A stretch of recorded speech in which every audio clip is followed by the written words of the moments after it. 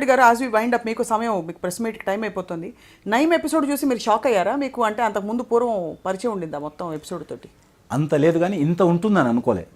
కొంత అక్కడక్కడ చిల్లర గ్యాంగ్గా ఉంటున్నాడేమో అనుకున్నా తప్ప ఇంత మరి నటోరియస్గా ఇంత ఆర్గనైజ్డ్ క్రైమ్ చేస్తున్నాడు అనుకోలేను. అంటే వ్యవస్థని గురించి నిజంగా అన్ని పార్టీల వాళ్ళు నోళ్ళు తెరుచుకుని అలా ఉన్నారన్నమాట. నిజం, వాస్తవమే. మా పార్టీని కూడా అక్కడక్కడ బెదిరించే ప్రయత్నం చేశాడు, కానీ మా పార్టీ కార్యకర్తల మీద భువనగిరి ప్రాంతంలో బెదిరించేటువంటి ప్రయత్నం చేశాడు. నాకు స్వయంగా తెలిసి నేను కూడా పోలీసులతో మాట్లాడాను. కానీ ఇంత పెద్ద ఎత్తున ఇంత ఆర్గనైజ్డ్ క్రైమ్ చేశాడని నేను అనుకోలేదు. ఇది చాలా మన సమాజానికి, లేకపోతే మన పోలీస్ వ్యవస్థ కావచ్చు, మన ప్రభుత్వ యంత్రాంగాన్ని కావచ్చు, చాలా సిగ్గుపడాల్సినటువంటి విషయం. ఏదో నక్సలైట్లకు వ్యతిరేకంగా ఆయనను ఉపయోగించుకుంటున్నామని చెప్పి పోలీసులు ఆయనకు దగ్గరై ఈరోజు పోలీసుకు సంబంధించినటువంటి రాజకీయ నాయకులకు సంబంధించినటువంటి మరి వాళ్ళ వ్యవహారాలు చక్కదిద్దేటువంటి ప్రయత్నంలో కూడా ఈరోజు మరి నయీము కీలక పాత్ర పోషించాడంటే మనం నిజంగా ఇది చాలా బాధపడాల్సినటువంటి విషయము, ఇది సిగ్గుపడాల్సినటువంటి విషయం. అంటే వ్యవస్థ ఎలా భ్రష్టు పట్టిపోయిందో తెలుస్తుంది. చాలా మొత్తం ఒక ప్యారలల్గా మనుషులను చంపేసి వాళ్ళని కాల్ చేస్తే కూడా రికార్డు లేదు పోలీస్ స్టేషన్లో. ఎంతమందిని చంపాడు అతను ఇప్పుడు తెలుస్తున్నది, ఎంతమందిని చంపాడు, ఎక్కడ చంపాడని. ఇప్పుడు అక్కడ అస్థికలు పంజరాలు తీసుకొస్తున్నారు పై ఎక్కడైతే చంపా, అది గవర్నమెంట్ రికార్డు దగ్గర ఎంతమందిని చంపుతున్నాం. ఇదే వ్యవస్థ ఎక్కడ ఉన్నది, మనం ఎక్కడ పోతున్నాం. మనిషి మిస్ అయితే కూడా కంప్లైంట్ చేసే పరిస్థితి లేదు పోలీస్ స్టేషన్లో. పోలీస్ స్టేషన్ కంప్లైంట్ చేసినా రికార్డు చేసుకునే పరిస్థితి లేదు. ఇప్పుడు ఎవరైతే మిస్ అయ్యారో కనీసం పోలీస్ స్టేషన్ రికార్డ్స్ కూడా లేవు. ఎవరైతే చనిపోయారో, ఎవరైతే నయీం చంపి అక్కడక్కడ పూడ్చిపెట్టాడో, ఎవరైతే కాల్ చేశాడో వాళ్ళ రికార్డ్స్ కూడా పోలీస్ స్టేషన్లో లేవు. కంప్లైంట్ కూడా లేదు, కనీసమైనటువంటి కంప్లైంట్ ఎఫ్ఐఆర్ కూడా లేదు. అలా ఉంది పరిస్థితి. అంత వ్యవస్థ సహకరించి అతన్ని అది నిజంగా అంటే. But anyway, coming back to good things, మీరు ఇండియా షైనింగ్ అని, తర్వాత రకరకాల స్లోగన్లు ఎన్నో హయాంలలో భారతీయ జనతా పార్టీ దగ్గర చూసాం మనం. ఇప్పుడు రాబోయే ఎలక్షన్స్లో రాష్ట్రంలో ఎలా ఉండబోతుంది అంటారు? మీ పాత్ర ఎలా ఉండబోతుంది?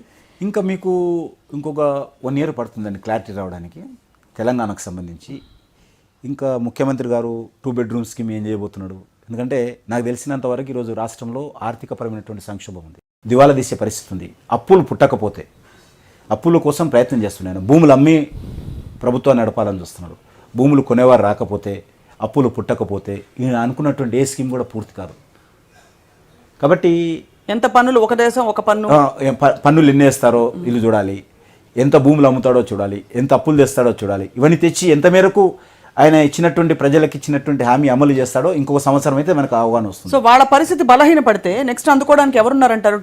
తప్పకుండా మేము ఆ పాత్ర పోషిస్తాం. ఎందుకంటే దేశంలో మా పార్టీ అధికారం ఉన్నది కాబట్టి ఆ ప్రభుత్వం యొక్క, ఆ పార్టీ యొక్క సహాయ సహకారాలతో మేము ప్రధాన ప్రతిపక్షగా ఎదగాలనేటువంటి ప్రయత్నంలో ఉన్నాం. తప్పకుండా పాత్ర పోషించేటువంటి ప్రయత్నం చేస్తాం. ప్రజలు ఎంతవరకు మాకు అండగా ఉంటారో, మేము ఎంతవరకు ముందుకెళ్తామో చూడాల్సిన. రాష్ట్ర ఇన్ఛార్జ్గా మీరు లేరే?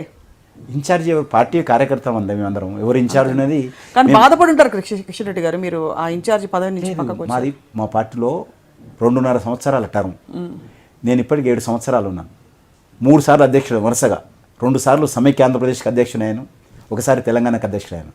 కాబట్టి తప్పకుండా నాకు ఆ బాధ్యత నుంచి ఎంత తొందరగా పోతే అంత మంచిదైనటువంటి. ఇంతకుముందు అన్నారే మీరు బోరు కొడతారు అన్నారు కదా, నేను ఎమ్మెల్యేగా బోరు కొట్టలేదు కానీ పార్టీ ప్రెసిడెంట్గా బోరు కొట్టింది తప్పకుండా. కాబట్టి ప్రెసిడెంట్గా పోవాలి. నేను కొంత కాన్స్టిట్యున్సీ తక్కువ సమయం ఇచ్చేవాడిని ప్రెసిడెంట్గా ఉన్నప్పుడు, ఎక్కువ సమయం ప్రజలకు ఇవ్వాలి. ఇంకా కొన్ని విషయాల్లో నాకెందుకు పార్టీ ప్రెసిడెంట్ ఉంటే చదువుకోవడానికి సమయం ఉండదు, కనీసం ఎడిటోరియల్ చదువుకోవడానికి సమయం ఉండదు, కనీసం వ్యాసాలు చదువుకోవడానికి సమయం ఉండదు, మన నాలెడ్జ్ పెరగదు. రాజకీయంగా ఉన్నప్పుడు అన్ని విషయాల్లో మనం తెలుసుకోవాల్సిన అవసరం ఉంటుంది, నాలెడ్జ్ పెంచుకోవాల్సిన అవసరం ఉంటుంది, అనేక విషయాల మీద అవగాహన పెంచుకోవాల్సిన అవసరం ఉంటుంది.